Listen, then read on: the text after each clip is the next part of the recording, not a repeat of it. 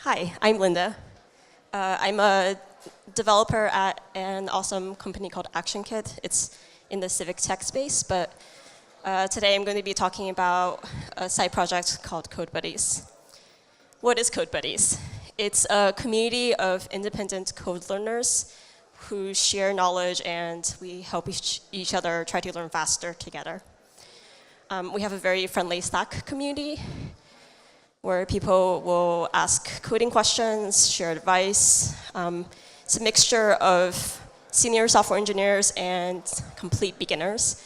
It doesn't matter what level you are. The idea is that it's a sort of a pay-it-forward mentality where you ask a question and you hopefully also try to pay it forward by helping others. And we're comprised of people from all around the world of different ages and different professions. We have an open source website where you can schedule a hangout. Anyone can schedule a hangout to work on a topic or pair program. And we also have this new feature that lets people start study groups. And in each study group, you have a 24/7 hangout room that you can join at any time without having to schedule an event. And there's on the members tabs, there's a place for you to write your current status in the study group. So this is a screenshot from an Obey the Testing Code TDD study group, where people wrote in like, okay, I'm on chapter 3, I'm on chapter 7, etc. And the community thrives thanks to the generosity of everyone's time. It's 100% volunteer. What inspired the project? Well, as we all know, there's a lot of amazing free resources online, edX, Udacity, like different tutorials and blogs, articles, and MOOCs. But it's very easy, especially for a beginner, to get stuck or lose the motivation to finish a course.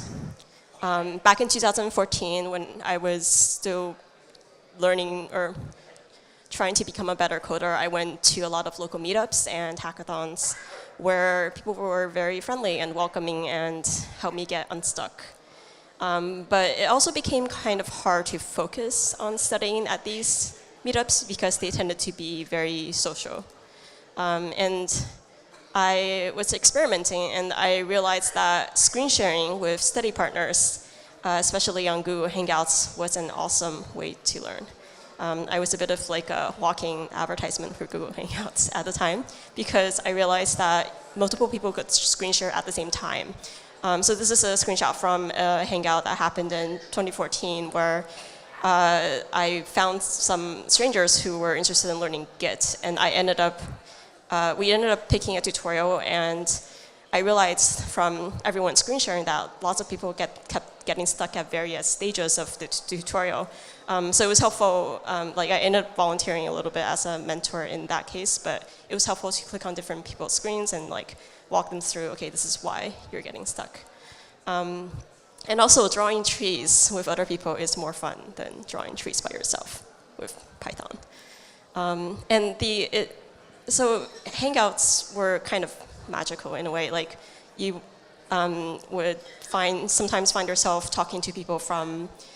There was one hangout where there was someone from Hong Kong, someone from London, someone from the Bay Area. That was me. Someone from New York City. And there can be a sort of magical feeling as you're like all discussing the same tutorial or trying to learn like CSS grid together or something. And we also had this concept of silent hangouts where you're scheduling a dedicated amount of time to study, like to co-work together, but you're not really speaking, you're just working, and you're screen sharing, so you have to stay on task and you can't check social media while you're working. And they also ended up being great for mini hackathons too, where we were collaborating on a project. But the problem is, it's kind of hard to schedule to find a good time for everyone to study. And when this project started, it was just a static website. I had a couple of links to various Google group email threads, and people were literally in the email threads, they were just like, yeah, is anyone free to study this Saturday at 6 p.m. PST, which is 9 p.m. EST, which is, it was a bit difficult. And there were like variations of this is what Codebuddies looked like in the very beginning. And we realized we needed a real website and also a quicker way to chat and to schedule times. So we ended up going to Slack. This is a screenshot from the GoLink channel on Slack. And version 1 of the website, we used an open source free software called Telescope. And this is sort of a screenshot from what it looked like.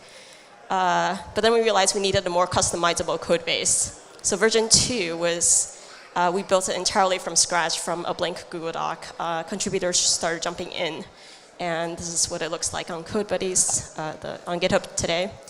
And this is the website, and this is what you'll see if you schedule a Hangout. There's a start time and end time, and you define whether it's going to be a silent Hangout, a teaching Hangout, or a collaboration Hangout.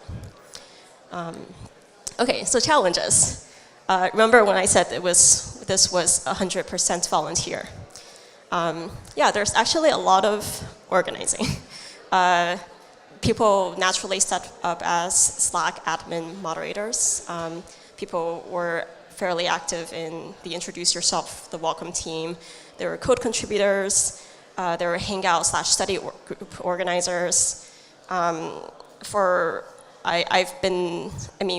need people to help with sponsorship, but I've been the only person who've kind of had time to reach out.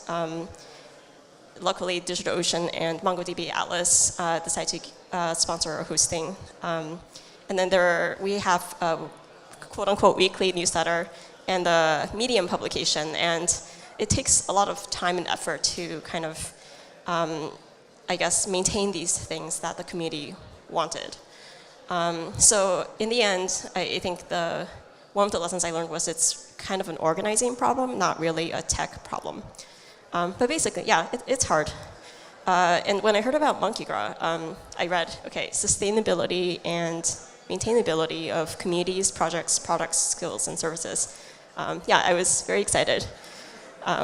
And so I flew over, and thanks to DigitalOcean and James. Yesterday and today, I really enjoyed listening to all the talks and sitting down and meeting a lot of you, and exchanging cool conversation with cool people. Okay, so here's a brief, summary of what I learned, aka excerpts from my notes from the various talks. First, I have to thank Pia, who spoke yesterday, for creating the Open Collective. Codebuddies has an Open Collective. We have all of like $133. Another lesson that I thought was good to know is Anil said that no one builds in isolation, which is very true for this project.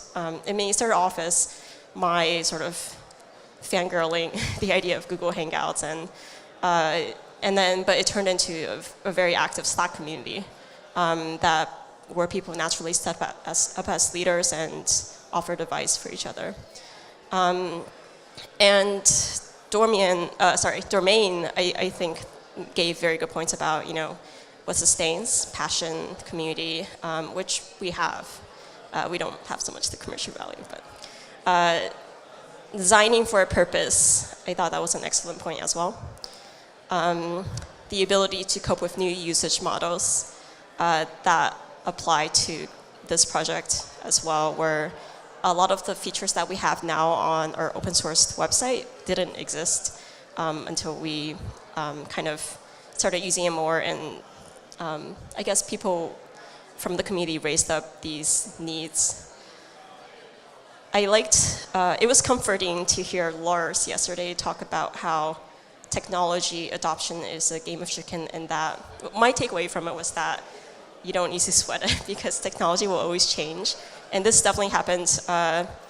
The project, when it started, the second version of the project was built on Meteor and Blaze, and Blaze isn't used very often anymore. React is more popular as a front end for Meteor. But it was good to know that, technology changes. Jess didn't actually say this to me, but yes, I had burnout. And I liked Ricardo's point about finding allies who share your aesthetics, because a lot of the core contributors to Codebuddies, I found that a lot of us we all came from different backgrounds, different countries. And I mean, initially we were all strangers, right? And then, but through this sort of common idealism about a community where we can all support each other in our learning goals, it became very, I guess, amazing. And his other point about working in service for the community, feeling more like a stagehand and less of a conductor, is very, very true. Yeah, and this is also true. You're always learning / emphasizing and creating spaces, as Joni said, to enable craft and nurture makers. I think it's also something we're trying to do with our virtual hangouts. It's kind of a tool or to help people create a space to connect on whatever topic that they want to learn. And the kind of interesting challenge that I think I'm facing now is how do we connect people better, especially when we're onboarding people to a community. And like person A joins, person B joins, they have common interests. And it would be awesome if they connected, but it takes initiative to say hi in Slack. People, especially beginners, are too intimidated to schedule a hangout. They think they need to be an expert. And also with Slack, on a free plan, a lot of history is lost. So it's a challenge, I think, that every event, every conference faces. Even here, where if everyone came today and everyone had a sort of like a Twitter hologram bio on top of their heads, how cool that would be. Or maybe it may be creepy, because it could be unfair to if your first impression of a person was their CV, so maybe that's unfair. But anyway, I've met a lot of awesome, generous, wonderful people through this project, and I've learned a lot. And I think one of the overarching lessons, which is maybe a good lesson a good thing for sustainability, is that it never ends. So thank you to the amazing community. Thank you to the amazing Monki Gras community as well. Thank you, Linda. Peng.